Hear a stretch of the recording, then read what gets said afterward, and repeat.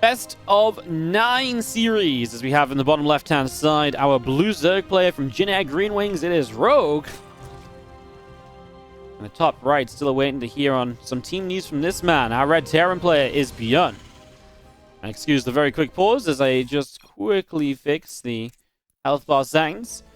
Best of 9 series, this is a show match, another one of these Alpha X show matches. I feel like we do these endlessly day in and day out lately. Alpha X are running a lot of sick events right now, by the way. Like, they've got ByuN every other day playing on their matches, and I'm just consistently buying these replays. I have so many replays to go through. I still have to go through a bunch of the King of Battle stuff. You know, there's some great matches in there. There's this tournament. There's this show match. There's a couple other show matches I want to cast.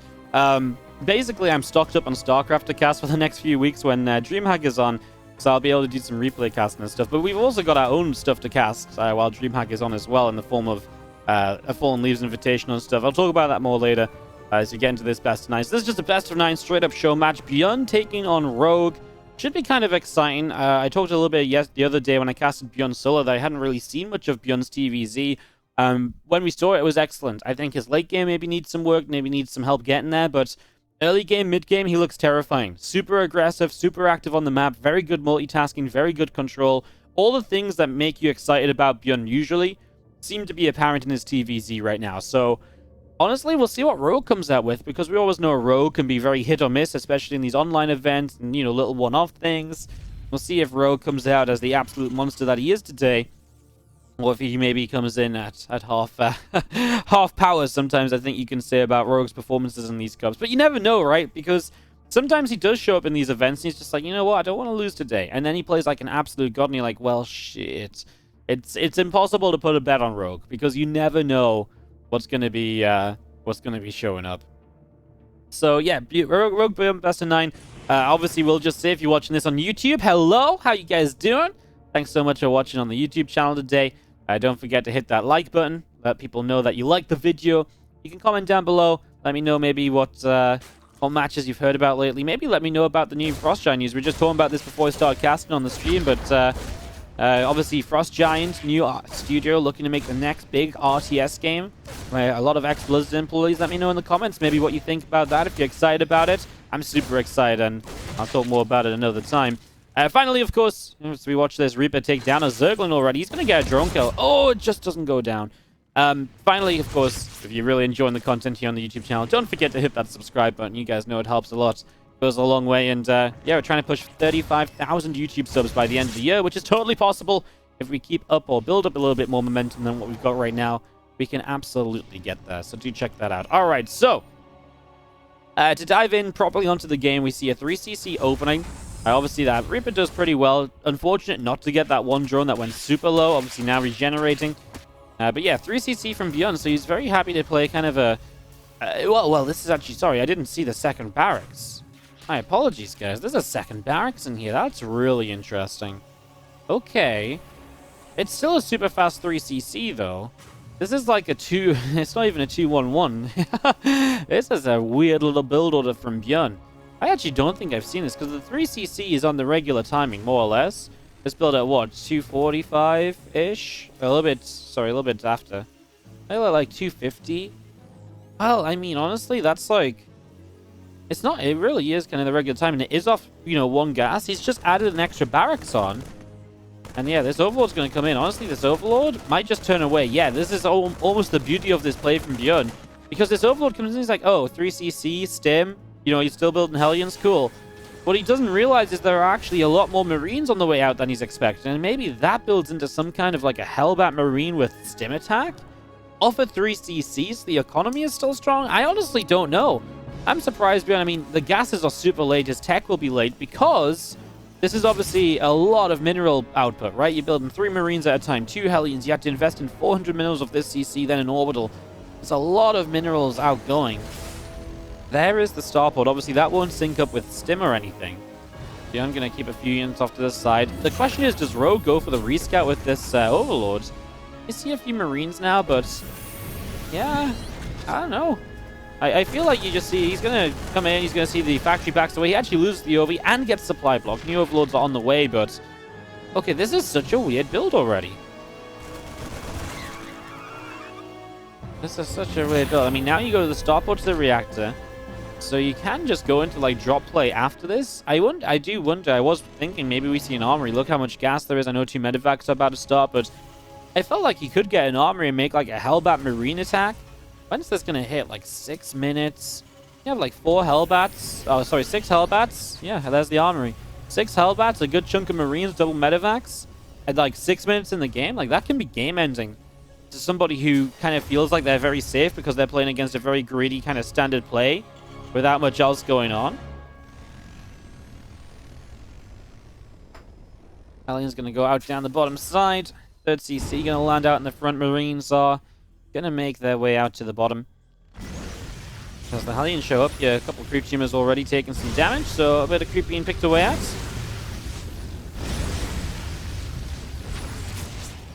So a few creep teamers going down. The Hellions down the south. The Marines coming in as well, going to begin to unload, and these Queens and Lings are looking to try and fight into this. The problem is the Bane Nest isn't even done, so what do you actually have to deal damage right now as Rogue?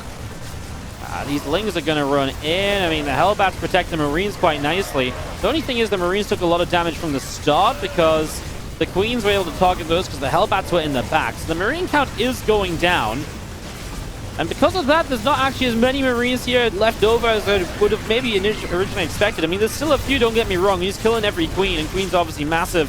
As now you're just going to start pulling drones into this. The medevacs are out of energy. How much more can ByuN get done? He's going to go dropping for that Queen. He gets it. He'll get this Queen too, I think. Yeah, he should be able to drop on that Queen, if nothing else. And now there are still Hellbats here that are going to continue into this mineral line. Low HP, and these Lings starting to survive some of the shots. The drones have to pull away, but that's obviously still mega damage done from ByuN. You look at the resources lost. He's traded out twice as efficiently as Rogue has, more or less. I mean, what else is there to say, guys? You just... yeah, you can just look at all the rest of it, right? Hellbats, Marines, Lings, and Queens gone down. Not really much else to say about that one, as Marines will come in. This Overlord gets pushed back down the bottom side. More Zerglings of Rogue will make their way up to the top of the map here. Just going to be seeing a Widow Mine. Throws up at the front. A few Banelings move away to the side as Hellbats and Marines picking their way through this evolution chamber. Widow Mine does not quite go off. Baneling connects again. On the other side of the map, a little bit of a Ling run by. So as ByuN continues to be aggressive, he loses 6 SCVs. So at least Rogue is doing something while holding off this attack as well. I mean, this attack just isn't large enough to really be game-ending or anything right now. And because of that, it means that this damage across the map will count for something at least. We need to talk about 2-2 upgrades as well. ByuN not moving into them. Rogue has just started Carapace. 2-2 is obviously usually a big deal in this matchup because if you get an upgrade lead, it can be very influential on these Ling Bane versus Bio fights.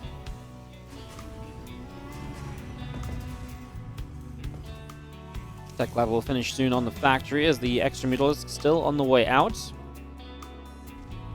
Everything from ByuN will continue down the right side as he's just going to pick away at these rocks. Going to go drop the other side to try and get rid of this Ovi, but that's not most easily done. I feel like that maybe could have been protected, but I guess at the same time, if you run up here with Lings to protect it, well, I mean, you still save the Overlord, right? Even if the Marines just lift up and back away. I do feel like ByuN's army has never felt terrifying, apart from that first push. Like, I look at this right now, I'm like, that's not a scary amount of Marines, right? And it honestly really isn't. There's obviously a good chunk of Bio at home. You've got, Liberators and Thor eating up a lot of supply in production. Now, I don't think this army is terrifying just yet. The potential to multi-prong with it is. The fact there's barely any creep spread is very scary. This Widow Mine is going to deny the attempt of a 5th base. Of course, this is Jagannatha, and usually we talk about this being a Zerg kind of map as well. Very difficult to end games on because of the longer rush distance. It's very difficult to rally, push, and reinforce, and all of that good stuff.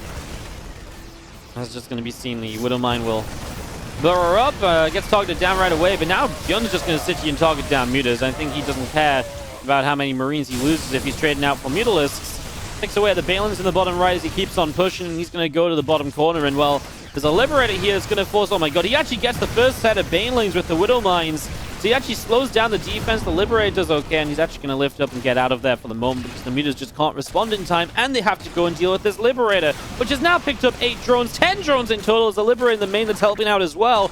Part of the reason there's so many kills right now. This Queen in range of the Liberator goes down too, and Rogue is playing sloppy. There are mistakes being made. He's sending the drones back in already. That's another dead Queen. It's going to be another dead drone or 2. Yeah, actually, this queen moves in to finally take a shot and actually will save a drone at least, but that's tons of damage with very few units out of ByuN. He continues down the right side. He's got a new drop on the left side, going to hit this base, which is just not allowed to get up and running at all. Lings are going to run in, and +2 carapace is actually going to make them trade pretty well. 2-2 just now finished from ByuN as he lifts up and leaves. The rest of the ByuN are going to go down the bottom right, and we'll go in for a whole chunk of these drones as well. So some drones continue to go down. Lings will run in as the ByuN continues into the corner. Queen's putting some damage onto the medevacs. The mutas are hanging out overhead, continue to pick off whatever they can. A couple widow mines going off, and just going to be seeing the few ByuN units continue to pull back away as the Banes continue to push up the right-hand side as well. Mutas come in. Medevacs will be going down.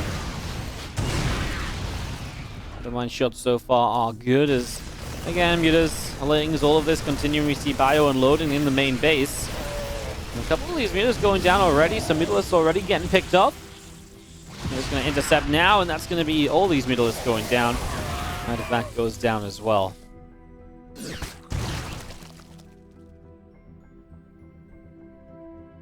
Plus 3 armor on the way from ByuN. As you have the Thor. About halfway done. Extra Marines all pouring out. Big push of ByuN down to the bottom right side. Lings, Banes, mutas. I mean, I say Banes, there's only 2 Banes ready to go. Problem is now, I mean, Rogue's been kept back this entire game, so the aggression just doesn't relent from ByuN. There's no creep spread, you know, momentum either, and so even though it's a longer map, ByuN can push down relatively easily because he's not being slowed down by creeps. That makes up for it being a longer map almost, because the creep doesn't slow you down at all, and so, yeah, Rogue is just not going to be able to fight this, right? ByuN will keep on showing up with armies like this that Rogue doesn't have the numbers to deal with, so ByuN is able to take game number 1 of this best of 9 just like that. Looks good in the process. ByuN goes up 1-0 in the series. Alright, in the bottom right hand side, our blue Zerg player from Generic Green Wings is a Rogue. And in the top left hand side, we do have our red Terran. It is ByuN. Jusum 00 with the prime for the 3 months says, "Are you live?" Yes, there you go. See? This is amazing. Every time someone asks, now you can just someone subs, and yeah, it's a win-win situation. I love it.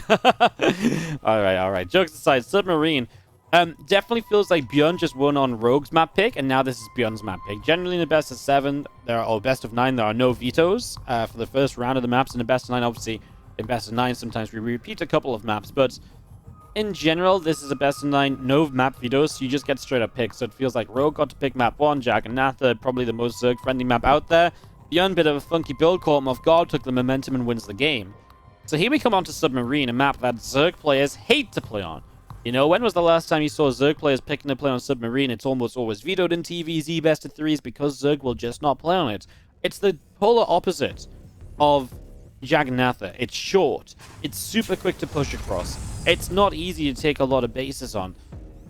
And so the Terran players absolutely love the map for that reason. The rally pushes just never end. If you can hold off the rally pushes, it's difficult to do that. But if you can, splitting the map isn't so bad here as the Zerg. So that's a possibility as well. So a couple of things to look out for as our game gets set up. Attach gas and pool. Yeah, let's see what ByuN opens, because I think ByuN will see how he wants to try and use the map. Obviously, sometimes on this map, Zergs will get aggressive too. Short rush distances work both ways. You know, if you roach rush, those roaches are going to arrive very quickly on Submarine, but the Terrans are generally a little bit more particular and exact in scouting on this map because they know the power of the roach rush, and so you will not see typically a 3cc on this map either. You'll typically be seeing a factory into a second gas. 3cc is just so risky on a map like this one, so unless ByuN fancies mixing it up a little bit and going super crazy, especially against Rogue, right? Because Rogue is absolutely the kind of player that will show up and just sort of like roach rush you a few times in a row, even not on Submarine, when he plays in these online events. So definitely expecting to see Rogue maybe be aggressive. Maybe like being aggressive here is too obvious for his liking. But you can't, what I'm trying to say is you can't keep it out of, you know, you can't just put it out of mind sort of thing, right? You can't just forget about that possibility against someone like Rogue.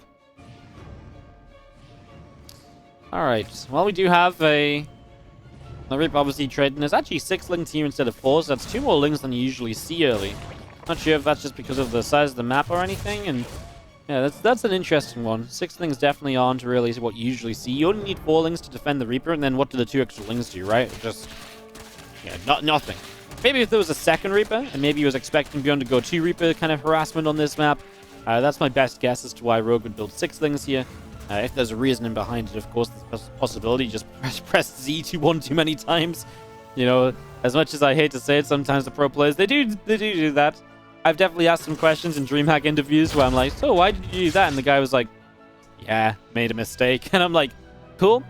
Here's me having a really sick theory. And they're just like, no, but I just screwed it up. It does happen. But yeah, I mean, 6 lings is just super safe. So might just be the size of the map. That's definitely something that can come into play for sure. There's a couple Hellions on this Reaper. Go down to the bottom side. And, well, a Liberator on the way from ByuN. Like I say, this is a double gas build. It gives you that extra bit of unit production early. The starport is there. You can potentially put the starport on a tech lab for a Banshee if you feel the need to. From Rogue, it's a 4-minute 4-minute lair. So he's going to go into a super fast lair. He's going to go into 2.5 base saturation of Mutalisks. And obviously we see this build a lot of the time. It's definitely not as common as it used to be, but ooh, these Hellions, you don't want to lose these. He didn't get enough damage done to lose Hellions. He only got like 1 drone kill. And these are, if I'm not mistaken, 2 of 6 Hellions, so it's not like he has too many. The rest of them are coming across the map now, but yeah, that wouldn't have been great to lose those. Even if they're like hurt a bit, if you can put them in the back of the other Hellions, then they can actually still do so much. Every Hellion really counts because of the fact that they do splash damage. It can make the difference, that 1 Hellion, between holding off like a wave of lings all of a sudden or just not holding it off at all. Liberator going to siege up one way and force the drones to pull away. The Hellions are going to go the other, and well, again, it's a little bit too deep to dive in. I think that mineral line is quite far back from the creep spread here, and I think he knows if he goes in, he's likely to go to lose out, especially when 2 Hellions are already now super low. It means that you've just got less to work with on the dive. Now the Queens are a bit more out of position. You can see he's really thinking about this.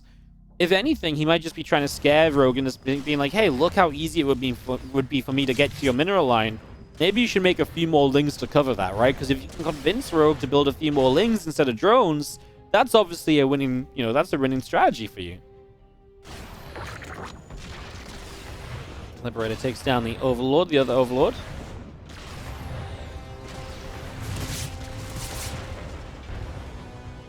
As Liberator now goes down. I mean, Lib forced a drone pull or so.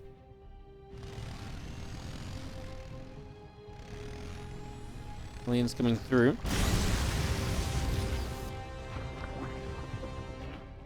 One upgrades, combat shields.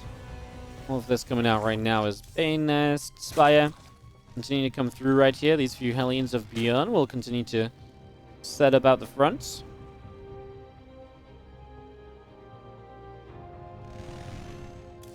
Spire's about to finish up from Rogue in the natural expansion, so and they're completed. You have the Queen spreading some creep, and the Hellions still diving around. Obviously, the power of these Hellions still being around. Boom, you drop a scan, you get a creep tumor. You're just keeping that map control all the way throughout this at the moment, so just keeping that running for now.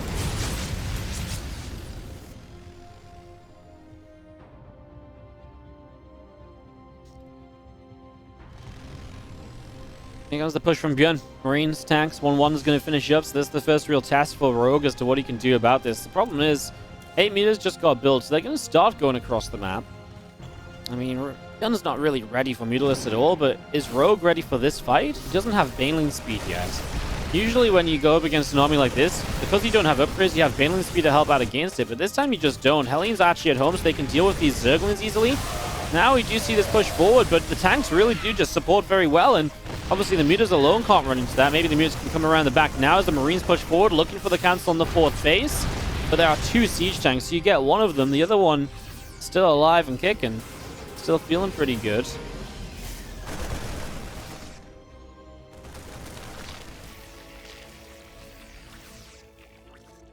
He's getting pushed away.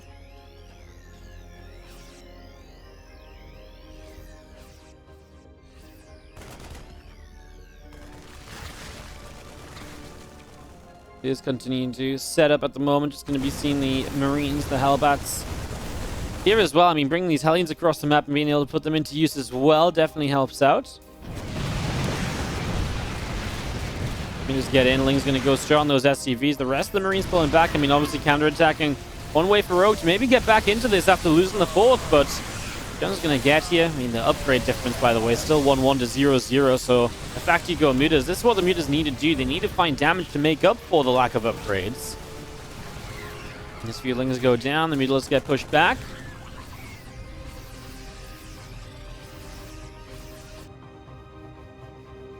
Going to be seeing the rest of our mutas going to go down to the bottom right-hand side. The Thor setting up here from ByuN.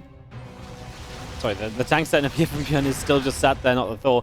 The tank's still sat there. The mutas clean that out, and ByuN is just going to have him coming along. There is a Thor in production, which is what I was thinking about when I said the wrong thing. So he gets a Thor coming through, so he's going to be able to deal with these mutas more easily.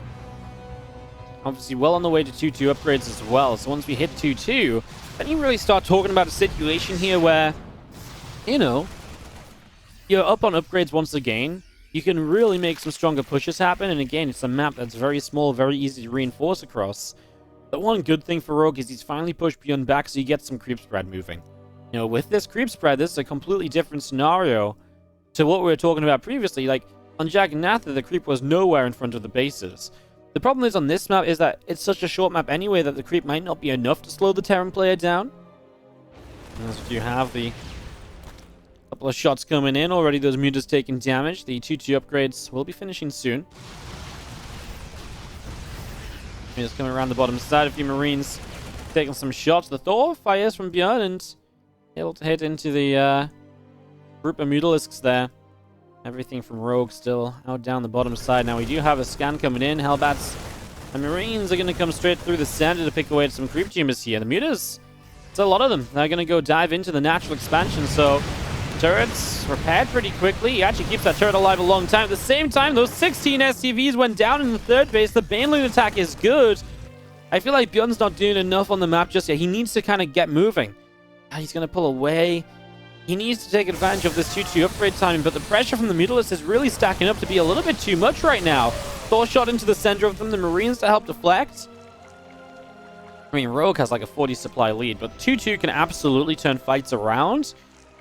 Obviously, really depends on the engagement still, but my problem is now is I don't see ByuN getting anywhere. I feel like he's too uncertain to move out because he's afraid these mutas are going to dive back on him. And so he's afraid to really properly go out into the middle of the map. Hellbats, Marines, continuing forwards. You can see the rest of this army from ByuN coming around in the center of the map as well. The Mutalists of Rogue out around to the left-hand side. He's going to miss this. I mean, now he doesn't have the 2-2 advantage, or he doesn't very soon. Those upgrades are ticking away from the Zerg. The counter-attack play, the play from Rogue has been great. From losing that fourth base, he did everything he needed to take control of this, and they're obviously hitting a good chunk of SCVs was great at one point. The mutas come back in and make this base extremely vulnerable all over again. A few more Banes going in, and that's even more SCVs continuing to go down. As Widowmine's lining up some shots and connecting on some mutas there. Marines will continue to stim up to the top left-hand side. Mutas get chased away. And ByuN is going to make his way down to the bottom side of the map. There's a missile turret firing and a few more mutas being picked away at.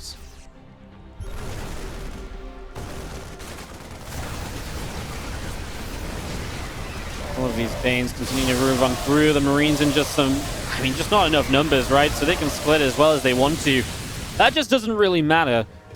I mean, reinforcements here, this is the problem, right? You always just got so many units at home, you're never fighting across the map with the full army, while Rogue, he has got everything going in at once here. He's going to just go in with everything now, and he cleans up a good chunk before deciding to back away.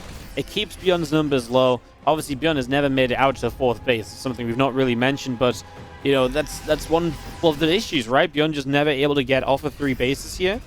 Just permanently in trouble. I'm just going to be seeing the rest of this bio still moving around a little bit. Lingbane Muta will come through the center.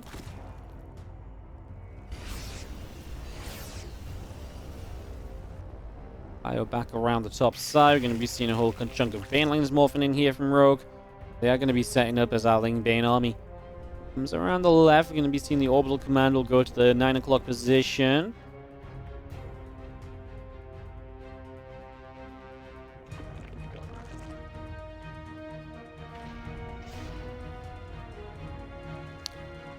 Feels as though Rogue just has plenty right now.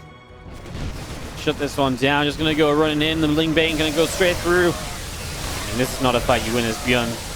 Mid is on the top of this base as well. They actually had a couple Widowmine shots, and that actually will defend the Mutalisk, but then you're gonna lose this base apparently. This is now burning down and unlikely to get SCVs there. GG is called.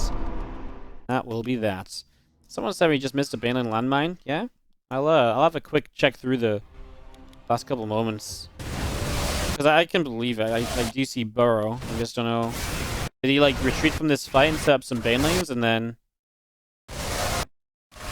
Yeah, right here. I thought I saw something. Yeah, he runs through... That wasn't a super epic Baneland landmine, but it was a Baneland mine indeed. Well spotted in the chat. And yeah, obviously ByuN has to tap out. Rogue ties it up 1-1. Game 3 starts on Pillars of Gold. Obviously 1-1 tied up. To me, this feels like this should be Rogue's map pick again.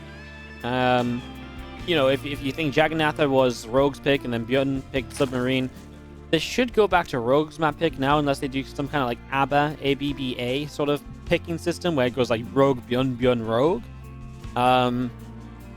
Which is possible. Usually in best of sevens, you just do AB sort of thing, and obviously this is a best of 9. So, yeah, 1-1 tied up. Rogue in the bottom left, ByuN in the upper right. We play on Pillars of Gold. Another shorter map, but in a much different way. You know, we've definitely seen Zerg's the ability to counterattack into these bases works very well for them on this map. Positions like this, very powerful for the Terrans to siege up in, take control of this base and try and deny it from the Zerg. But options for the Zerg on the other side of the map at the same time, and actually a map that in general plays out in a very fun way. Right? A map that, at the end of the day, comes around to being a very fun, active, sort of back and forth, left to right, continue, you know, just action kind of map. Just never really stops. As you see our Overlord making its way to the upper right-hand side.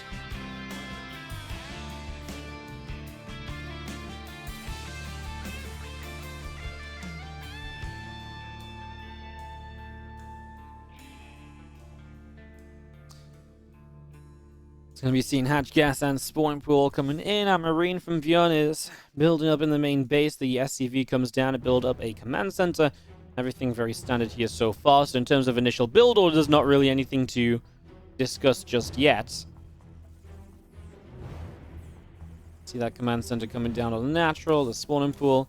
Hatchery on the natural as well. All of this continuing up then. Do have our command center is ticking along rather nicely. Overlord from Rogue. Gonna go up the right-hand side. Gonna go in toward the main base.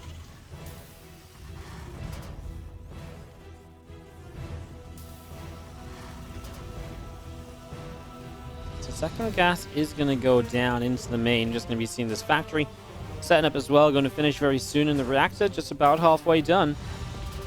The reactor about halfway done. Zergling speed setting up from Rogue already. Again, Queen's just continuing to pop out here over the next few moments as we do have our Marine just going to patrol along the side. So Marine's out here patrolling. Factory's going to take the reactor. Barracks goes off to the side. Double gas starport on the way. ByuN looking to be aggressive. Yeah, so obviously a lot of options off this starport. I mean, stuff like Cloak Banshees are a possibility. You can obviously see like a Medevac. You can see a Viking, a Liberator. We'll see what happens right now. At the moment, building Marines. If he builds more than one Marine here without a tech lab, that could mean we maybe see an armory and something like a Hellbat Marine attack around that 415 sort of, maybe even earlier than that, actually. He is rallying the Marines as though he wants to kind of hide them away from a potential Overlord scout. Yeah, there's the Medevac. So this is going to be an armory. It just kind of makes sense, right? You build multiple more Marines. The units are kind of rallied over here to kind of be hidden away. It just kind of adds up to being that armory in general. So that takes about... it takes a while to build, but realistically, you could be hitting around 4 minutes with this. It's a very fast attack for sure. Now, Rogue doesn't go Overlord speed or anything, but he does drop an early Roach Roaring. I mean, in terms of just blind setup, that's pretty much the best you can get as Rogue. The intention to be aggressive. It probably means that neither player gets to kill the other guy, right? You know, Rogue is probably not going to be able to kill ByuN with Roaches. ByuN is probably not going to be able to kill Rogue with Hellbats. Just because the Hellbats provide enough of a tanky front line defensively. It doesn't seem like that way. Like, Roaches seem pretty good against Hellbats, but defensively, the Hellbats actually stand strong, and they create enough of a buffer instead of it just being Hellions that you can usually defend the Roach attacks. So, and he's going to go Cloak after this and into Banshees, so even better for dealing with the Roaches then. Alright, well, the Roaches aren't up yet, so this is ByuN's opportunity to get damage done. It's a full wall-off up the ramp. Could have gone to the third and found maybe a drone or so, but he obviously wants to try and find damage, and he's going to try and get through this Evolution Chamber, which he will do. Gets the kill on that, but then what else are you going to end up being able to actually kill here? Maybe the Spine Crawler will be forced to cancel. Nope, kill on the Spine Crawler too. Well, now the Lings are going to start arriving. The Hellbats have to decide how they're going to try and fight this, as a couple of extra Hellions are not going to join in. I think he sees the Roach and he's like, yeah, that's not going to be great. We'll go to the third. I mean, like I said, there's one or two drones he can pick off, but that's about it. If the Roach is in this main, everything goes down. The Medevac is fallen too. You get one drone on the third base, and honestly, not ideal from ByuN. He loses a lot here. Obviously, gets to see the Roaches, and now he's getting Banshees up as well. So the Banshees keep him very safe. I mean, this is a straight-up scout from Rogue seeing the Banshees too, though. The Banshees also create extra harassing opportunities for ByuN, right? Because now, the next thing along is that you can obviously use these Banshees to harass away with and, you know, get damage done, and that can absolutely add up a sizable amount here as well. There's a couple of Hellions make their way out and forward. Out down to the bottom side is Banshee coming along. Engineering Bay is going to be... Double Engineering Bay comes in on the natural expansion as well. Then we have our Overlord on the right-hand side. Yeah, Hellion Banshee just coming through and down to the bottom. Couple of Roaches and a Queen going to be there to deflect those Hellions pretty easily as Engineering Bay is up in the natural expansion. Banshee of ByuN continues along to the right-hand side. Now we see these other few Hellions continuing through the bottom of the map as well, so they're going to get down over here. Rogue is going to have his Overlord set up. Baneling Nest Spire on the way in from Rogue. Continuing to set up on that as 1-1 upgrades coming through on the Engineering Base. A couple of Banshees from ByuN going to head down to the bottom side of the map. And again, a couple of extra racks coming up from ByuN. There's going to be 5 racks in total. As ByuN will take a turn. And into the third base we go to get rid of a couple of drones already. So that's... the drones picked off very quickly and easily. I mean, the whole point now is from Rogue to basically deny these Banshees from dealing too much damage, because they can absolutely turn a game around. You know, Rogue's had a good early game defense.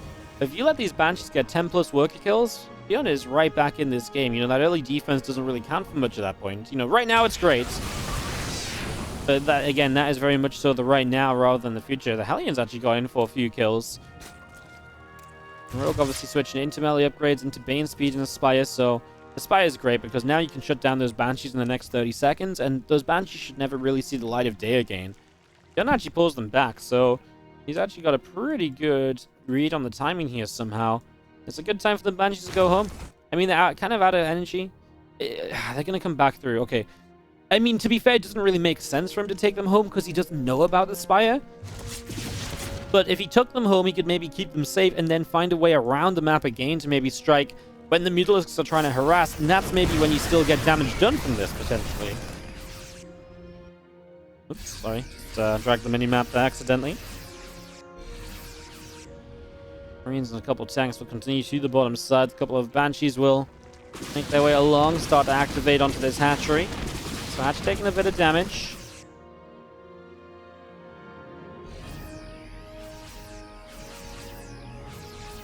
Here's will be pulling back as the Banshees come in. They'll get a few of these drones. 3 workers taken down already.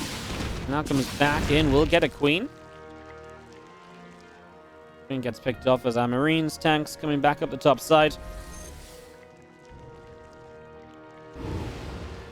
And a few more Marines of ByuN going to go boosting out through the top of the map as well. We get caught immediately by the Mutalisks. Wow. Nice catch from Rogue. Feels like Rogue is very much so in control of things at the moment. These Mutas are getting a lot of pickoffs. I'm surprised these Banshees are still around, honestly. This Banshee still being around is pretty impressive, actually, more than anything else. Escape away to the left-hand side here in the end. Now we've got some more Marines and tanks. Turning back to the center. 2-2 on the way up from ByuN. Yeah, Banshee's just heading off. Chilling out to the left-hand side. The Mutas continue to set up. We'll get a couple of drones already. Mutas get in. Banshee goes down. And again, 2 more drones killed off. With the army of ByuN still heading down to the bottom of the map. Guess that Overlord's starting to pick through. Yeah, these Crypt Tumors, Extractor in some trouble as well. The tank sieged up there, and Extractor goes down pretty quickly, as we'll see the army of ByuN still pressing through. I mean, if there's ever a position to fight, and it's probably this one. Tank's actually soaking a lot of the bane lane shots. It's actually kind of nice. It leaves you with Marines to work with. And I mean, there's no new bane lanes up just yet. There's always an issue for the Zerg. Generally, you want the next round of bane lanes to be ready when they finish the first fight. Now you can't actually fight to protect this base. I mean, if you fight this, you're going to lose the fight. Lings, Ravages, I mean, you're sacrificing units to basically save the hatchery, and he does save it. Right call in the end, but that was scary for Rogue. His next round of Banes, like I said, just wasn't ready. You need that next round of Banes to be finished morphing, ready to fight pretty much immediately, and that just did not happen there.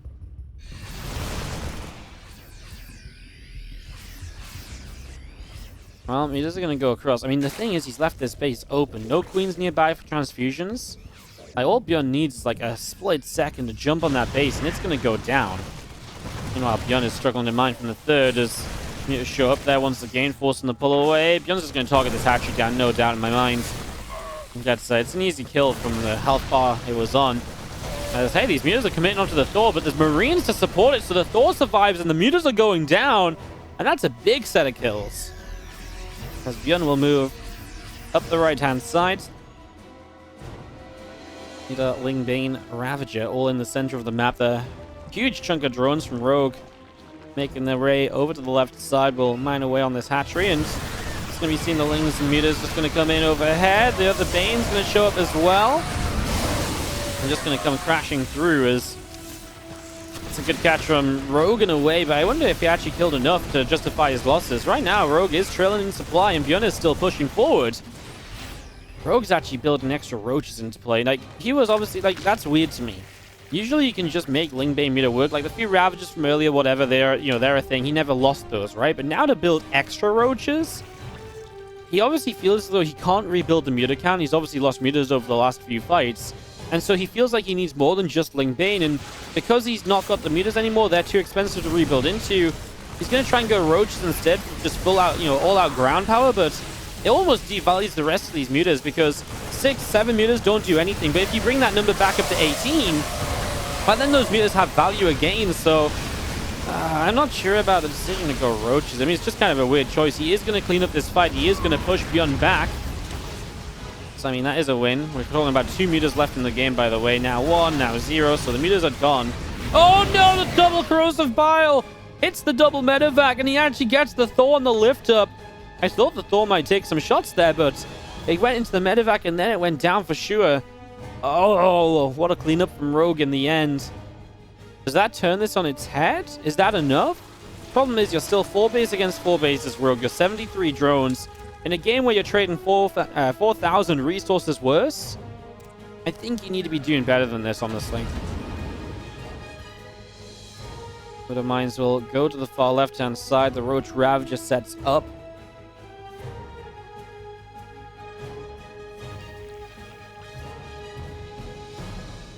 Definitely a good amount of mines to jump in on this base with. So here we go. Widowmine's going to come in. He's actually just going to get a burrow up. That's 6 drones. Burrow up the next one. Rogue's pulling drones for 9. Okay, I mean, Rogue taking some extra work losses when his economy's not even great. However, Rogue's going to spring the attack. This is pure Roach Ravager. Like, he never... Like, there's Ling Bane in production, sure, but, like, this is pure Roach Ravager. And in fairness, like, ByuN's not set up to fight pure Roach Ravager. He doesn't have Marauders. He doesn't have tanks. Obviously, the problem is that pure Roach Ravager is just not really a good composition. He actually takes an interesting fight because of the fact that this is going to be kind of from the back side. So the Ravagers take a lot of damage. 18 drones have gone down. Those Widow Mines firing yet again. ByuN loads up. Needs to not lose those medevacs as SCVs have to pull away from this forward base. I mean, now ByuN's going to start fighting again. He needs to unload from these medevacs so he can join everything up together. A couple of Widow Mines to start off. Does some good damage on those roaches initially, but again, ByuN is not fighting with everything. A lot of SCVs going down. Drones are still falling to the Widow Mines. ByuN finally starting to gather everything up properly, but Oh, he definitely made this almost more difficult than it needed to be. He sims forward now. As soon as it's just Ravagers, they die so quickly. But then there's Roaches as well underneath the medevac, so they're going to force the lift off. ByuN falls back, and can he just not get enough units up? Liberators need a siege, but they need to split up with the siege. They can't be stacked because of the corrosive vials. Mine goes off. Rogue types GG as he continues up into the natural and doesn't do enough. And wow, ByuN almost felt like he made that way more difficult than it needed to be, because it felt like Rogue was kind of dead. Just ByuN took a long time to unload his units, join everything together, and then just properly push. It took way too long for all of that to happen for sure. GG's. And that is going to be ByuN and Rogue tied up 1-1. Fourth map will start up in the bottom right side of the map. Our blue Zerg player being from Jin Green Wings. It is Rogue taking on the red Terran in the top left-hand side, ByuN. Game 4 of a best of 9. Isn't it amazing? If this was best of 5, this could be the last map, but it's best of 9, so we've got so much distance to go still. Hell yeah.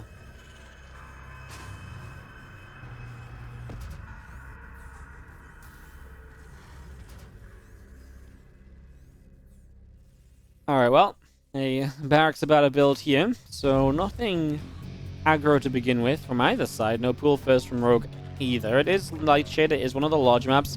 Actually, I kind of wonder if ByuN picked Pillars of Gold and Rogue picked this map. This is a map that a lot of Terrans have been avoiding alongside Jak and Nathis, so it's hard to know without knowing the official like veto system or / map pick system, but you know, I feel like the last couple of maps could have been an either-or sort of thing after seeing the fact that it's both of them.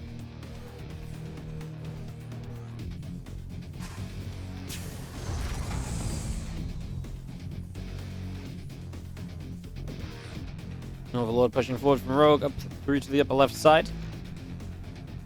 This Overlord on the right, Hatchery on the natural.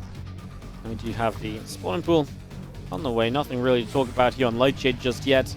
A map where this position has become a bit more useful again for Terran players when pushing, I guess, on this side of the map. This position here to push this base is something we see a fair amount of. It controls the middle of the map very well, actually, but then you do have the counter-attack pathways through the top side that would mean that you've still got to be aware of where your opponent's army is at and what else is going on with all of that. So, something else to keep in mind for sure.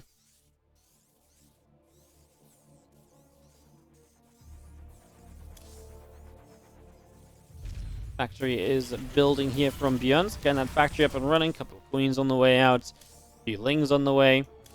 Extra marines is going to be coming through as well, and going to be seeing our Zergling speed of Rogue going to set up in the main base. So, Zergling speed already showing up.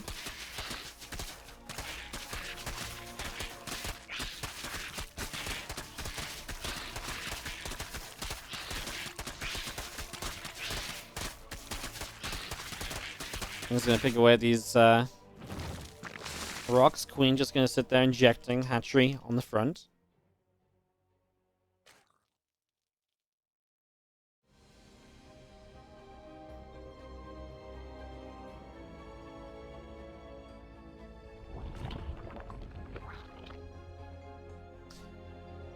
Okay, well, it's a very standard opening.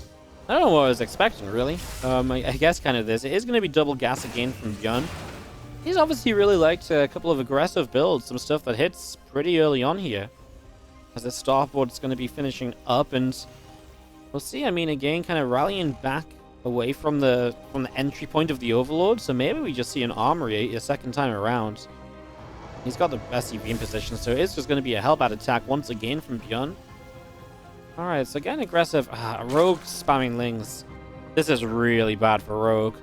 He's spamming lings against somebody who's going to keep the Hellions together to just go, like... Rogue basically just sacrificed 8 drones to make a ton of lings that aren't actually going to be useful, because he's going to run them into the natural. The Hellions are already here. And now he's going to wait to maybe counterattack. But there's more Hellions on the way. This isn't just like 6 Hellions and you're done. There are more Hellions on the way, and because ByuN cuts a couple of SCVs with this, there's not even that much damage to be done on the low ground. The Ling's going to show up. These Hellions going to see the Lings. They actually run past. Depots will raise. ByuN ByuN's just going to give up the SCVs on the low ground. He's just going to commit across the map. He says there's absolutely no reason for me to turn around, as he's just going to chase up. Those drones are all lined up. They have to split away, which means they're left on the low ground here. Going to morph in these Hellbats. Like I said, you just give up these SCVs to say, well, two Hellions turning around, there's going to be a lot of micro to focus on, etc. So instead, I'm just going to go across the map with everything. And if you're making lings like that, you probably don't have defenses at home. So it's a good call from ByuN. You just give up the low ground, and you just go from there. Did he lose the CC? No, it's just disappeared at the end of this game. That's so weird. Why would it disappear? Is it because it's lifted in the sky? It must be lifted, right? Yeah, it's lifted, so it disappears. I just, for a moment, I was like, did he lose the CC? Because then it's kind of crazy. But no, he's good. He's good. It's just lifted in the sky. All right, guys, we're gonna, that's game 4. That's how ByuN goes up 3-1 in the best of 9. Take this off. All right, in the top left-hand side, our blue Zerg player to get us going is going to be from Jin Air Green Wings. It is Rogue. Taking out on the bottom right, Red Terran. It is ByuN.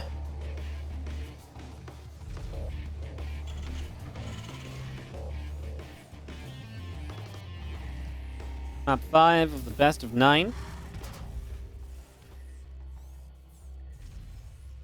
And, yeah, Death Aura for our map. We've actually had some pretty fun games between these two so far. You know, we've had some, that last game, obviously a bit short and aggressive, but some interesting, fun, aggressive openings, some comebacks from either side, and some really close stuff. Like, actually, it's been a really fun best of 9 so far, I think. I don't know if you guys are out there agreeing, but, yeah, so far, very, very, fun. Just want to mention quickly, as this one's probably going up on YouTube, I always like to take the chance to mention the Patreon page very quickly. Patreon.com/WardiTV. Link in the description if you're watching on YouTube, or ! Patreon if you're watching here on Twitch.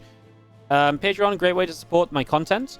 Everything you pledge on Patreon goes directly into WardiTV tournament prize pools. And we're continuing to push our goals on Patreon. We are at 71 supporters on Patreon, which is freaking fantastic as well, by the way. The growth on that this year has been incredible. And we're aiming for 100, not for any sort of time or anything, but that's obviously just kind of a goal. It helps us to run more tournaments. The more tournaments we can run, the more tournaments we can put on, the more content I can cast for you all, the more great games we get. You guys get the drill, right? You guys see how it goes. So, yeah, if you are if you're looking for a way to support, or you specifically want to support the players in the tournaments, Patreon is absolutely the best way, because 100% of what you pledge will end up in a player's pocket. You know, I don't take any cut of anything that comes out on the Patreon page or anything along those lines, so... Sorry guys, we're going to have to follow this overload for a second longer, because I'm tangled up with my wires right now, trying to... My chair was rolling over something, so I've been trying to move it back.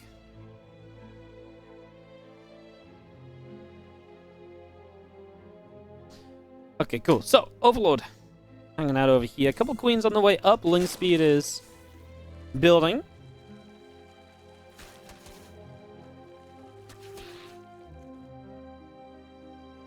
We're coming across the upper left-hand side. As you have Ling speed coming up, couple queens coming through, hatchery on the third base. Overlord of Rogue hanging around overhead, and the Reaper getting a little bit active there, putting some damage onto that hatch. And a few Lings showing up to pick away at these rocks, so rocks are going to get taken down. There's not a lot going on early, as you just have our Reaper going to fight with this queen a little bit. Again, very standard stuff there, nothing that we wouldn't usually expect to see. Reaper now going to come back around through the top side as Ling speed's about halfway done. The few extra drones are still coming in. This hatchery's on the way up, and Reaper dropped a grenade to tap onto that queen.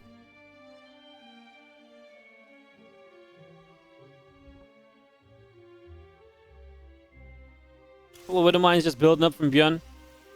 So getting those up and running and just going to be seen. Now Ovi just hanging off to the side as well. Reaper will continue down from ByuN and across to see what's up. Joins with a couple of Hellions. The Widow Mines are popping out. This is going to be a bit of a different opening. The Widow Mines, instead of like just pure Hellion production, so he's going to have a Widow Mine drop early. We'll see if he wants to add in an armory. I don't think he does. I think he just wants to mix it up a little bit. I don't think he really sees much of a need for the armory, and you know, the armory tier typically would be to create a you know, hidden widow mines. And then maybe you can make hellbats out of it too, but I don't think the detection is all that important, because typically in TvZ there are spore crawlers anyway. In this case there are not, but typically there are anyway, because the spores are going to be there for like the Liberator and so on. And the lairs on the way for the Overseer. But I mean, initially maybe it could have worked, but it's also a much larger investment. You know, this is one of those games where it maybe would have had more of an effect. But otherwise, not so much. Going to see these Widow Mines coming through, unloading. So they will burrow up. Going to target down a couple of drones already. 4 or 5 workers already picked off here. Ling's going to grab another Widow Mine, and this Queen continues to push around the medevac. As the Hellions show up on the 3rd base at the same time, so you get 8 drones here early. Costs you a Hellion and the 2 Widow Mines. Being a little bit lazy with the medevac. That should have come back home, right? That's going to go down. That could have been out of there alive, and that would have been an extra win, right? You kill 8 drones, and you still have a medevac to harass with later, and now you lose an extra Hellion in the Reaper. Okay, ByuN getting a little bit caught up there. I'm not sure what he is really paying attention to. There's nothing in particular else that's going on, right? He's just sort of looking at the wrong places at the wrong time. It's funny how that happens. It's like you get out of sync almost, and then you do a little bit in one direction, and then you do a little bit more in the other direction. That's just going to be seeing our Liberator here continue to push this Ovi away down the left. A couple of Hellions will come through, and just going to be seeing our Spire of Rogue setting up on the 3rd base as well. So getting that going. Another couple of Hellions coming through. Queens move up the ramp. The Hellions get turned away.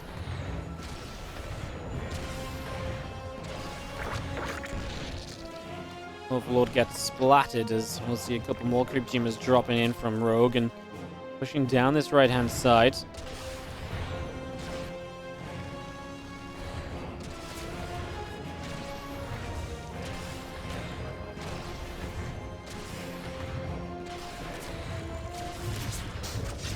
Liberator. I haven't realized how cool a Liberator attack is in the sky. Like, he fires from one side, then the other, and it's like a really cool effect. I never really, like... Because I feel like a lot of the time when the Liberators get into, like, an air fight, like... You know, you see what I mean? Like, the things kind of go in different directions. They do, like to the right, and this one, left and right. It's very cool. I've never really paid attention to that. Maybe because Liberators are, like, always on top of the units they're attacking in the sky. That's, yeah, that's, I don't know. For some reason, that's just taking my attention right there. That's very fun. All right, Queen's pushing out the left-hand side. We have a couple of medevacs going to load up, and they will take some of these Marines out up the right and across the map. So away we go with the Baneling Nest about to finish up here from Rogue. A couple extra mutas about to be done. A lot of Lings still pouring out as well as 1-1 upgrades, and the combat shields are coming into play. And yeah, these mutas from Rogue continue down to the bottom. Now we see a couple of Hellions here already in a little bit of trouble. Hellions getting picked off, but then there's this push up here, so the mutas have to maybe pull back to help out with this. Remember that you prioritize the mutas. Your mutas really are the majority of your army right now. You put a lot of money into these. This is 10 mutas plus the Spire. That's 1,200 in this point of the game, just in the sky. They have to be used defensively at times, but the magic of it is if you can find a chance to get across the map with them, then you can do so much. Then counterattack here, deflected with ease. Now this Liberator just going to get sieged, and we'll have a Queen taking a shot. The rest of the mutas show up, and we'll be able to take down that Liberator rather quickly as well. Now the other Marine's going to show up, and they're going to get on top of mutas right away. 3 mutas go down. Goodbye. See you later. Now going to tuck themselves in the corner, turns around again, and more of these mutas are continuing to drop. Oh my god, it's a mutalist massacre. How many mutas just got killed by these Marines? 9! Wow. 9 mutas for 13 Marines. That is not an even trade. I'll tell you guys right now, a Marine is worth much less than a mutalist. So to kill 9 for 13, Rogue. I don't think Rogue expected so many mutalists to go down there. I don't think Rogue expected that in the slightest. That's the power of 1-1 against 0-0. He just maybe didn't realize the Marines were powered up on those upgrades, and so he wasn't able to fight through anywhere near as easily as he would have liked to. Man, ByuN is on freaking fire at the moment. He's killing it.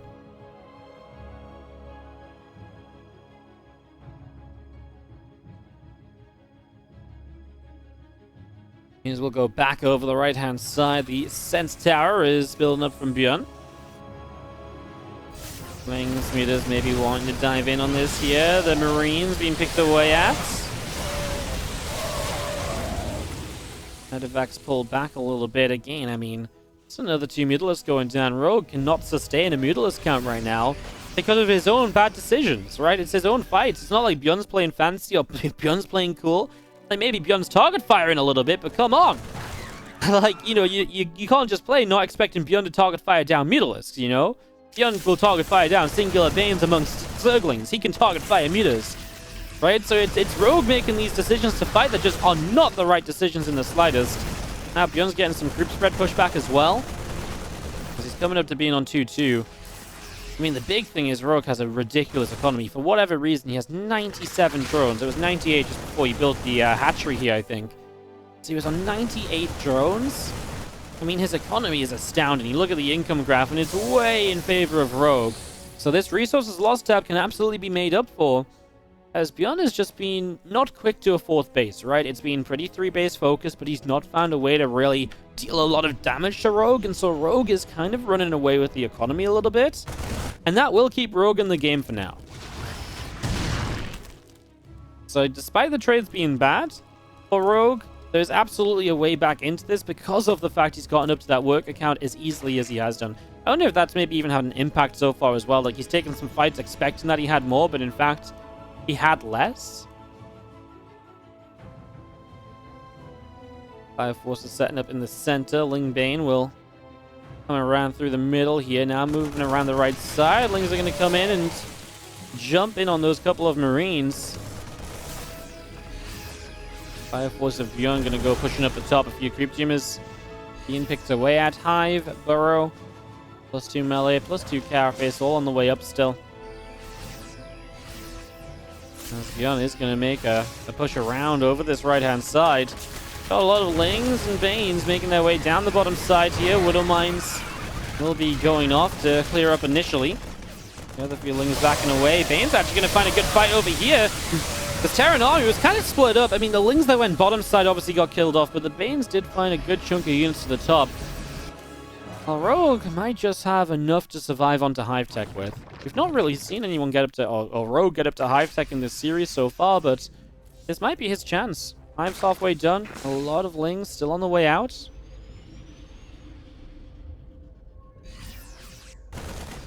If you get up to Hive, right, and you can keep ByuN at bay, then anything is really possible here. A couple of Widow Mines get burrowed up, forced to support this position. ByuN will clean up a few changelings off over to the right side. And these Lings are going to go diving down through the center. Widow Mine trying to line up a shot, doesn't find it. There's units in position anyway, so these Lings are... Oh, I like that, though. They're going to target down the turret, and that allows them to A, burrow and force a scan, potentially, or maybe ByuN doesn't even realize it. Obviously, secondary is maybe you can get the Mutas in position. I mean, not that the Mutas are like a massive threat right now, with there only being 11, but it creates a chance. Hey, but ByuN was not paying attention to this at all. He did not realize that these Lings have burrows, so that's actually going to work out perfectly for Rogue. Good decision-making. Making the most out of something that was just nothing at all, right? These Lings now in burrow, and they just get a lot of SCV kills. That's 5 already. I mean, that was really cool. Because, like I say, ByuN just did not realize that was happening. Now he also has to spend the scan as well. That was really well played by Rogue. Because obviously as ByuN, you think that fight's won, so you just leave it. You go elsewhere. There's other places to be looking, so that's the power of it. You know your opponent's attention will be elsewhere.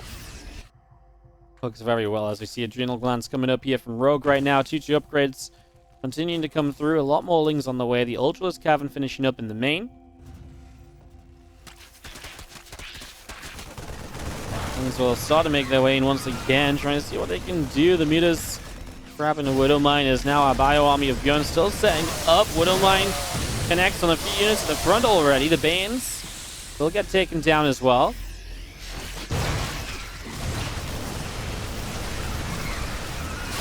More Bane's gonna crash on in, and a few of these Marines continuing to go down. Ling Bane's still pushing across. Extra Marines showing up the right-hand side, but it's a defense from Rogue. He even gets a toll on the exit. I mean, ByuN is just busy elsewhere. He's got run by into the natural. He'll deal with it. He's also got the Mutas in the main, and even though it's not a lot of Mutalisks, it's still enough to pick off a couple of add-ons. And again, more than anything, the distractions, right? Making ByuN look elsewhere, not focus on the other fights. You know, in that case, at least guaranteed him a Thor kill that he wouldn't have otherwise gotten. And these Banelings take down the Widow Mines before they even burrow. Gets another decent shot off. ByuN has fallen apart in terms of numbers right now as Rogue continues through. ByuN is just about going to hold this off. I mean, I don't think he was ever going to die there, but for a moment he was down on 150 supply and struggling to get back in. And of course, Rogue is doing all of this now while going into the Ultralisk. So you see the Ultras starting to come through here. So the Ultra's taken to the stage. The rest of these Banelings all morphing in as well. Marines and a Thor over the right-hand side. A Ling there that may be in some trouble too if it gets scanned. Extra command centers out the front. Lings are going to go diving the bottom left-hand side. A couple of SCVs here that will be picked away at pretty quickly. Missile turret goes down as well. Banelings get hit by the Widow Mine. Just going to be seeing our hatchery continuing up here from Rogue, so continue to get that going as our Marauders will continue into play. +3 melee upgrades, kindness plating. Okay, here's my issue for ByuN is that he's stuck on bio. He's not transitioning. Because he needs base 5, really, to probably afford that. And if he needs... Oh my god, what was that surround? Rogue crushes this army. But yeah, he needs base 5. You know, you can afford ghosts and stuff off, you know, 4 bases, but because it's been such an active game and it's been a long time getting to this late game, he hasn't needed any of that before now, but now he does, and he kind of needs base 5 to properly afford it while still making the bio to fight. So now is maybe, as this base comes up, maybe the chance for ByuN to get to that higher tech tree, because otherwise, if he's just going to keep playing bio here, this shouldn't really work. Rogue gets 16 workers in this attack. You can see Rogue's been playing a very inefficient game, but remember, he's been killing it on the income all game long, so he can afford to play like that. And now that he's getting up to a higher ultra count, this is where some of his efficiency will be brought back. He will trade much more effectively now for a little while.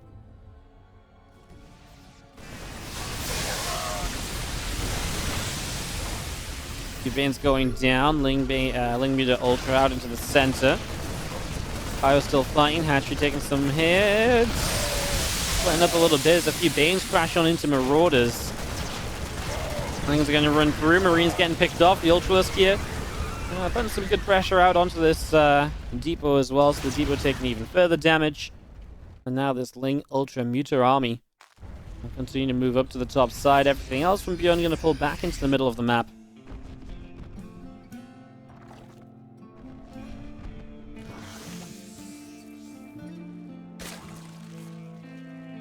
We've seen our Spire on the way up here from Rogue. As we do have, again, the Muta Bane. Continuing to move around, all these Ultras hanging around to the right side.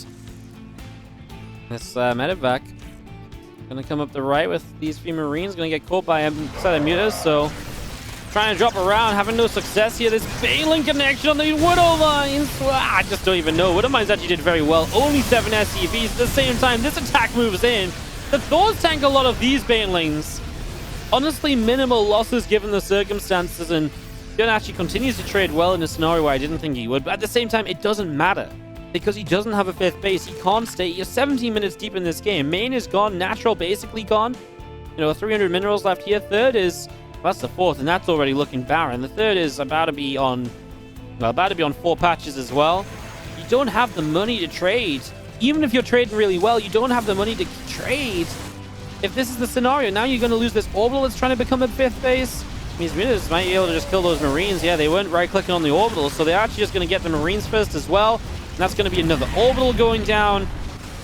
I mean, Rogue gives up a base on the right side, and he just doesn't really care. He's got bases on the left. He's got economy aplenty. Rogue doesn't mind giving up a base for denying extra bases of his opponent. Crashing in Banes over here, and again, they might not be the most efficient of fights. They clean up armies that ByuN can't replace. ByuN really felt like he dominated some of the earlier stages of this, all those Mutas going down, but it was that drone count. He never capitalized on the fact that Rogue went to 99 drones, basically. You know, Rogue got 99 drones, but the Terran wasn't a problem, and so, you know, he got away with trading badly initially and losing out on the Mutalists, and ByuN just never really capitalized on the opening, and before he knew it, the opening was gone.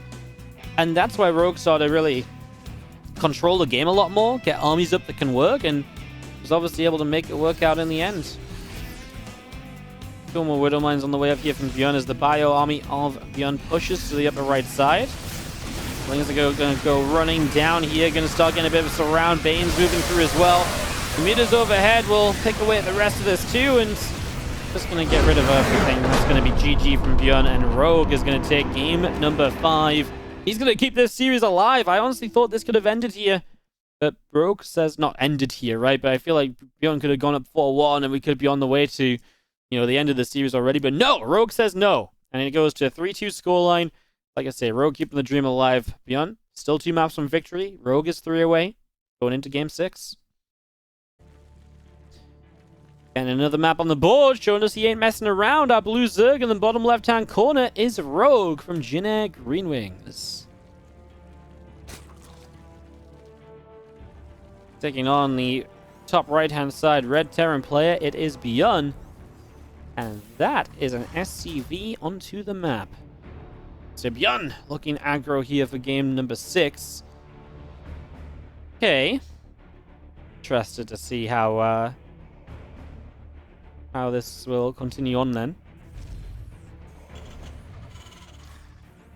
Up and down a barracks. Obviously second barracks to come along too. Rogue early. Looks like he will hatchery first, so no early pool or pool first advantage here for him. Not really scouting for it either, right? We've gone 5 games already in this series without anything like this, and so Rogue is just happy to send his overlords across the map. It's a really good wake-up call from ByuN. Even if this doesn't work out, it makes Rogue a little bit more cautious in the next games as well to make sure the same thing doesn't happen twice.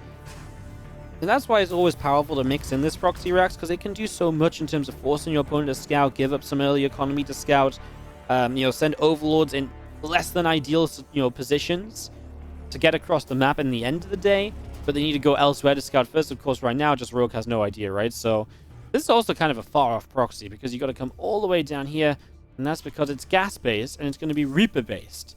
So it's not even just your regular proxy racks, proxy marines. We've got gases coming in, and I'm going to have Reapers. Man, feels like 2016, ByuN making Reapers. Yeah, they're proxy, but okay. This is something we've seen Terran players do still recently. Like, it's not something that happens all of the time, but it's still a fairly common occurrence, I would say. As the SCV will continue up to the top side. First Reaper already heading down to the bottom left is going to get into the main base.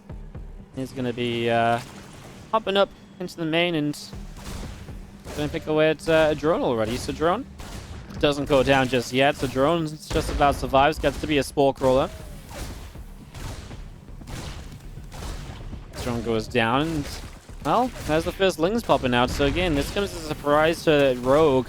He does start up Ling speed. Ling speed feels so dangerous against multi-Rax Reaper. I feel like you almost need roaches. Like, I think against like 3-Rax Reaper at home you can play Ling speed, but these Reapers are going to put on pressure from early on. You're never going to have a good Ling count is my problem, right? Because the Lings are getting picked away at from such an early stage of the game. You're never really going to have a great like Ling count, and that's definitely problematic as ByuN, in ByuN fashion, puts on some good pressure now. This Reaper needs to get the hell out of there. Don't want to lose a Reaper, of course. As the Reapers will come back around toward the natural. Another Reaper, this one is actually still rallied toward the main. Needs to fix that. He does. Again, every Ling you kill off right now before speed is done is just going to make your life easier a little bit further down the line. Those Reapers are still rallying around. It's a bit of an awkward pathing situation. If he's going to focus on the natural, he needs to rally the Reapers here and then pick them up manually instead of, I think, maybe he's currently rallying them onto a Reaper. Yeah, he's actually rallying them into the natural, which I think is still wrong because they're going to keep jumping up this cliff. As right now, the micro is pristine and he gets rid of a Queen. He lost one Reaper, but okay, Ling Speed's about to kick in. He gets distance between him and the Lings before Ling Speed is there. Grenade on the ramp. The Lings go dancing and he has a choice of where to go and he chooses the right side. One Reaper gets away to the left side and he will just pull the Reapers down the low ground. He still maintains high ground vision as he comes back up on the left. Wow, wow, wow, wow, wow, wow, wow. ByuN making Reapers look broken yet again. Yeah, Rogue's just kind of massing Lings to try and set this up, and to deal with this. But again, you lost so many Lings early on here. Look at this resources lost, man. That's the 3rd Reaper of the game that just went down for 47 units so far. 44 Lings, 2 drones, and a Queen. You don't recover from this as Rogue. Even if you clean up all these Reapers like right now, I think it's too much. If you cleaned up everything right now and lost nothing more, then you probably actually win the game. But obviously, ByuN's not going to let that happen. Like, how does that happen? Like, what does ByuN do to make that much of a mistake, right? That's what's unimaginable. So ByuN is going to take game number 6 in, again, ByuN fashion. His Reapers are back, baby. Yeah, that was a Pretty sick set of micro from ByuN. It's odd from Rogue. Like, you could argue maybe you need to go roaches against that. Maybe you didn't have time to. You know, are the Lings the right choice versus more queens? It's a very difficult thing to figure out, in all honesty. So, yeah, it's a tough one to figure out for sure. GG's. ByuN gets onto match point going into a game number 7.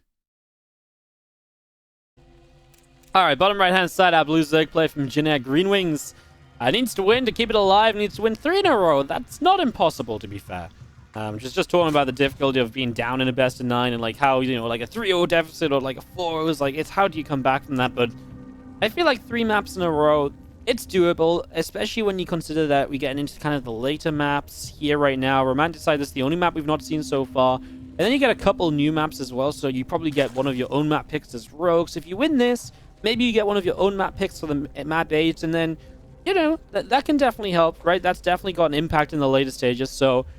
You know, 4-2 is maybe, like, the best score to be down on at all. Obviously, 4-3 would be better, right? But, like, I think being down 4-2 is, like, one of the better case scenarios you could be in, given, you know, while still being down toward the end of the series. Bottom right, Rogue. Top left, our red Terran player. He's obviously happy about it being 4-2. It is ByuN hanging out in the upper left side of Romanticide here.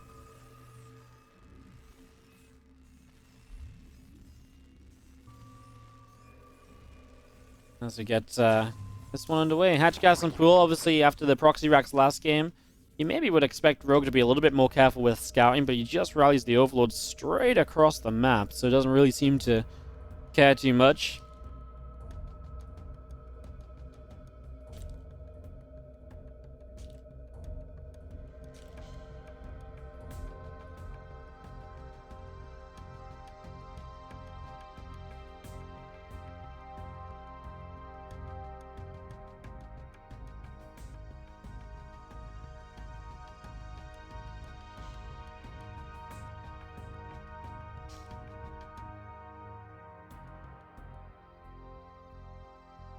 So if you're hanging around in the center of the map here, Spawn and Pool will finish in the back of the main.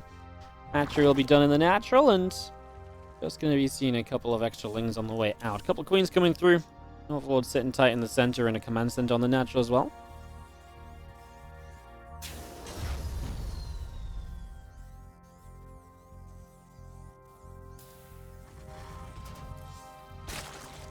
So yeah, a couple of Queens coming up, Ling speed coming through. Just going to see these few Lings coming down. Yeah, not really much to talk about yet. This is interesting, the fact it's a reactor first, right? So no Reaper early in the game. Just a reactor straight away, purely Marine production initially. So you're going into pure Marine production here. The factory's going to come up on the follow-up. Factory's going to finish. It's going to jump up over to the reactor, so that's going to move along. So yeah, you just got a few Marines early in this game, and now there's that potential for maybe doing something Marine-focused already. Obviously, you give up your potential scout, and you give up your early harassing, but... Again, you have that better Marine power to maybe... If you make a medevac here, you can make like a Marine Hellion attack. Obviously, you think about the potential of an armory once again, so that's definitely a possibility.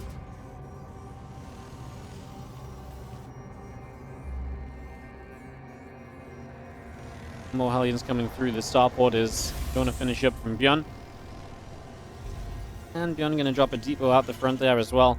Single Ling will make its way to the upper right-hand side there. On the way from Rogue right now. A few extra drones coming up. And, yeah, everything looking good right now as another extractor goes into the main base.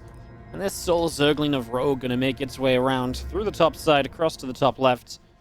Going to keep the movement going. ByuN with Hellions into the middle of the map. And a single Ling just shows up. Gets picked off here by these few Marines. Building in the main base. Everything looking good so far. I see a bunch more Lings coming up. Spinecrawler gets going from Rogue. And again, the rest of these Hellions moving around. Here we go. It is going to be this kind of like Marine drop Hellion play. Like I was sort of... alluding to earlier. I wasn't really sure about it because it's kind of like an odd play, right? It's like not really a go-to, but it can, like, you can, like, if you build that many Marines early, like, it's still a pressure point. You know, you put 6 Marines in the main early in the game like this, especially when Rogue's building a Spire. can see Rogue obviously felt like something was up himself. The spine crawler being up. I don't think you can run by here if the Hellions. Lings are in position. The spine's on the bottom side. The Marines get shut down hardcore in the main base. Queen's going to get that medevac kill if you're not careful, ByuN. Wow, very fortunate, actually. He was 1 hit away, 8 HP. How much is the Queen damage again? 9. So yeah, he's 1 hit away from going down. For some reason, for a moment, I thought it might have been 7. But yeah, 1 hit away from death. That's very fortunate, because if you lose 6 Marines in a medevac, that immediately opens Rogue up to a counterattack. You know, when you've already done nothing at all, to then be able, to then not even have units defensively placed to help you out in certain scenarios. This is cute. I mean, using the Marines around the map to kill off Overlords is probably the best thing you could get done right now. Picking off a couple of Ovies here and there, forcing Rogue to rebuild some of those money that he has to spend now that he wouldn't have had to do otherwise. So that's, looking good. These few Hellions out the right side. Raven from ByuN going to move up and around to the upper right.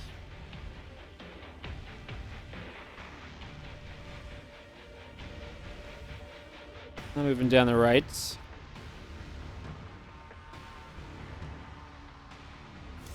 One upgrades coming in on the engineering base. These few Hellions still getting active. Creep tumors taking some extra damage, as we will see the Raven around the back is going to drop in the order turret. The Ling is going to get a wrap around there. The order turret is going to get picked off, and also just seeing the Hellions just going to be picking away at these creep tumors. The creep tumor is still going down. The other couple Lings picked off as well. And the Raven just doesn't really do much either. With the meters now out, it's just feels like everything's kind of flopping a bit here from ByuN. I mean, at least he kept a lot of the units alive, obviously not the Raven. The Raven is an interesting choice to then also dive into mineral lines as well. Yeah, to dive into the mineral lines is maybe the most interesting part of it, because maybe he didn't know the Spire was coming up. Well, he didn't know the Spire was coming up, so it would have made more sense if you keep the Raven out the front, because then you can use it to help clear creep and stuff. And I mean, you have a Raven with this army, you don't have to scan. That's nice. Extra order turret in the army, that's great. Obviously just did nothing with the meters there, so that was fun. That was funky. Not really fun for ByuN, but fun for Rogue. And this one spine crawl is actually still a big deal, holding the top of the ramp. He forced a cancel on the 4th base. Maybe Rogue could go down here. I don't think he really wants to. I think he would prefer to have this base up. Space down here, it can work, but you don't have creep there for a long time, and it's actually a pretty nice avenue for the Terrans to just attack down the left side of the map.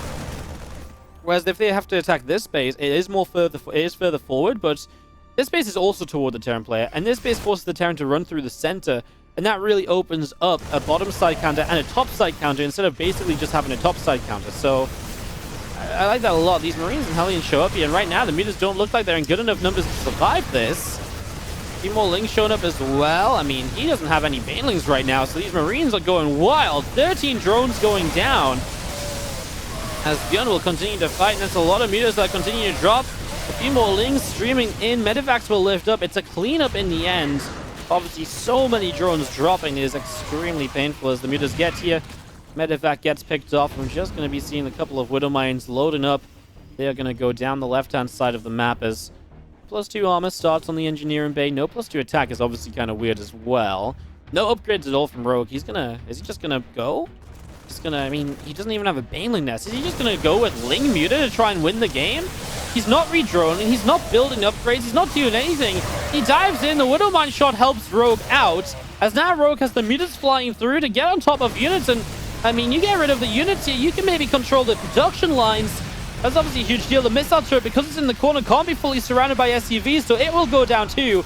Now reinforcing Lings are showing up into basically no units of ByuN. ByuN, where's your army, buddy? Do you have anything on the map? No, he doesn't have a single Marine on the map right now. There's no way to get rid of these mutalisks from the production line, so you can't build anything. A few drones going down a Widow Mine across the map, but 17 SCVs are fallen, and now you can't build units. You can build them, but then they pop out and they die. If you just dive in, they get one of the Widow Mines off to the side. Sets that off now, grabs a medevac. Wow, Rogue just... This was a counterattack that seemed improbable to succeed, but it was actually the right call.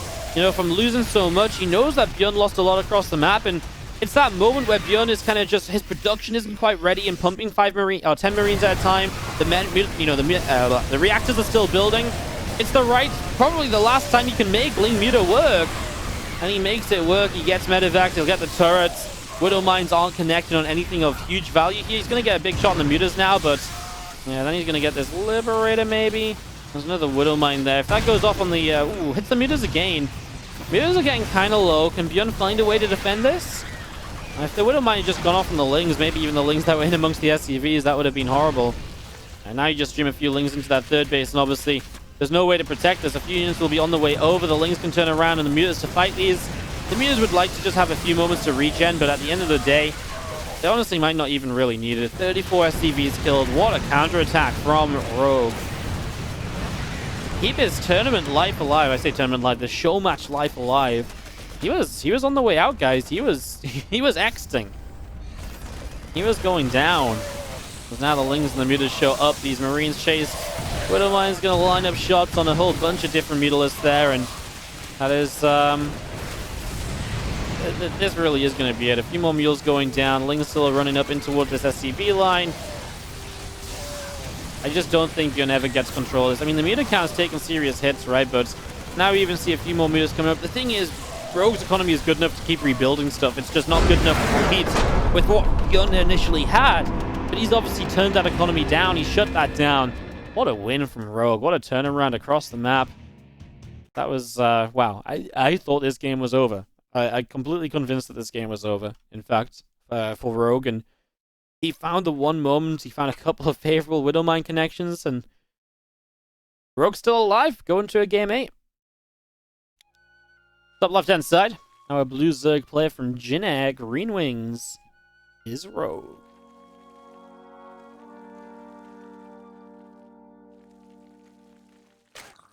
Taking on the red Terran in the bottom right-hand side, we've got ByuN.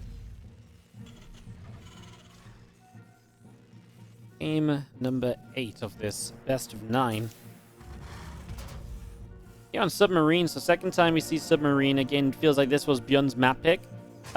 Feels like we basically get, like, after 7 maps, they basically just get 1 extra map pick each. I do feel like they should have given... I feel like it's ByuN's turn to pick the map, because I feel like what I was talking about earlier, like first map Jagannatha, Rogue's map pick, second map ByuN's map pick. So it felt like it went Rogue, ByuN, Rogue, ByuN, Rogue, ByuN, Rogue, and this being ByuN's map pick out of the, you know, full set of maps again.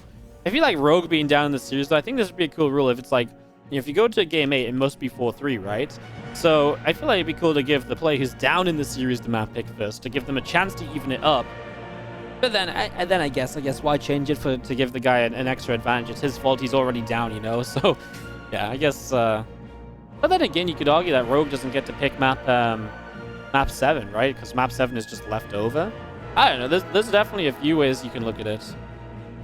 There's definitely a few different ways to look at things there. All right, well, Submarine. What we saw in Submarine earlier was actually Rogue did win on this map earlier, but in general, this is favored as a Terran map. Right, this is a really good map for Terran, short rush distance, easy to push across, all that kind of stuff. As this Overlord of Rogue heads down to the bottom right side. Feelings on the way, Queen on the way up in the main base. And this Reaper of ByuN just going to be finishing in a few moments to head out onto the map. Overlord from Rogue.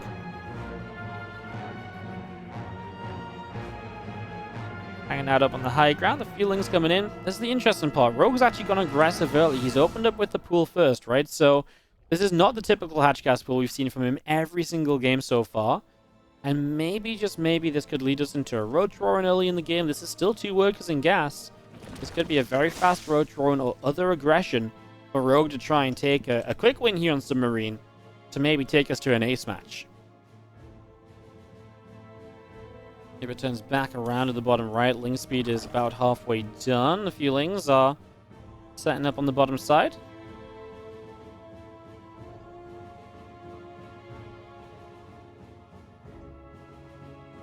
It goes back over to the left as we just have the factory coming through.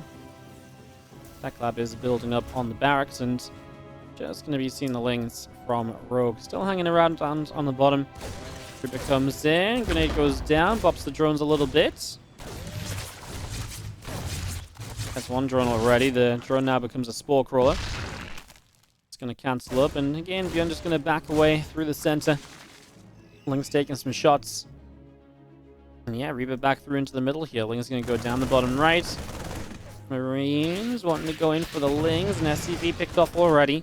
Stimpack is on the way up from ByuN right now as a couple of extra Marines still come in.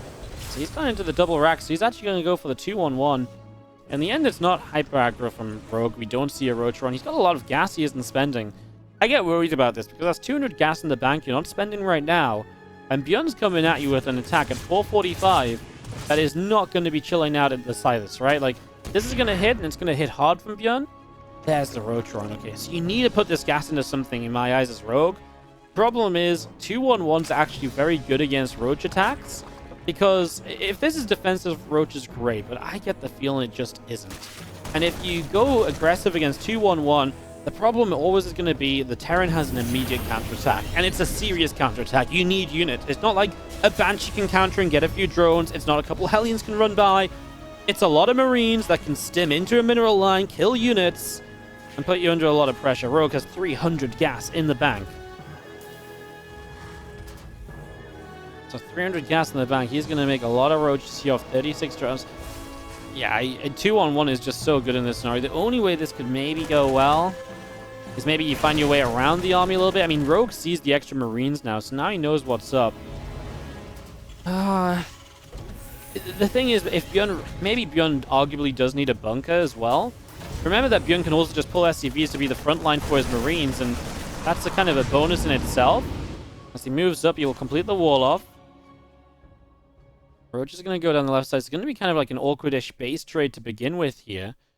ByuN's going to unload to find another Overlord right away. This is a problem for Rogue right now. He's actually supply blocked a little bit, so reinforcing. He can't even morph the Ravagers yet until he gets himself out of supply block, so he's in a little bit of trouble at the moment. That Ravager costing that one extra supply. So you can't morph the Ravagers in right away. Again, there's not a lot at home from ByuN, but there's about to be a siege tank, because this is a very typical follow-up to a 2-on-1 as well. You get a Queen, you get an Overlord already. I mean, so this damage across the map is going to force Rogue to do game-ending damage over here, and that's the thing. Like, you can kill, like, you know, an entire mineral line as Rogue, but that may not be enough in this scenario. These Marines are powerful right now. Drones pull in. You're already losing a lot of your own drones. You could argue that these Marines could have maybe lifted and gone elsewhere. This tank just on the high ground is just going to survive a long time. This Roach Ravager will just not do the damage it needs to. You can see the 6 SCV advantage, right? Now these medevacs start to head home.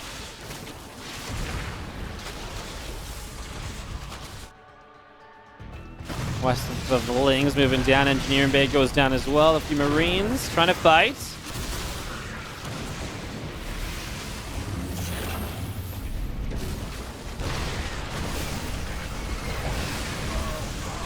I just don't see a way, right? These Ravagers are going to get exposed to piles. I mean, double siege tank kill. Just doesn't get the other tank. He is going to break up. Okay.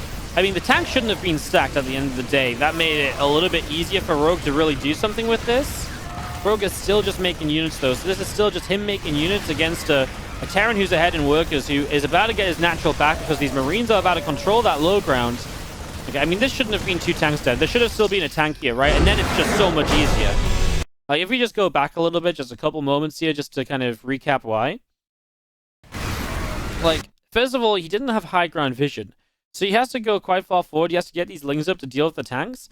And then, right, if these tanks are split, you don't have the Ravager count to realistically, like, these two Ravagers too far away to get other battles off, right? If these tanks would just split up a little bit, you have a tank left over, and this tank, I mean, this tank even here gets a couple extra shots off. Now it goes down. Imagine now you've still got a tank firing for, like, even just a couple more shots. You get rid of these Ravagers much more easily. I mean, it's a hold anyway from ByuN, and Rogue is all in. Imagine you just have the extra tanks. So that's why they kind of got a little scary for a moment. GG's. GG's. ByuN takes the best of 9, guys. If you're watching this on YouTube, I hope you enjoyed a new video every here on WardiTV. And every day here on WardiTV. Don't forget to hit that subscribe button to see when we upload. Hit the little bell, get your notifications turned on. And this was ByuN taking it 5-3 over Rogue in the best of 9.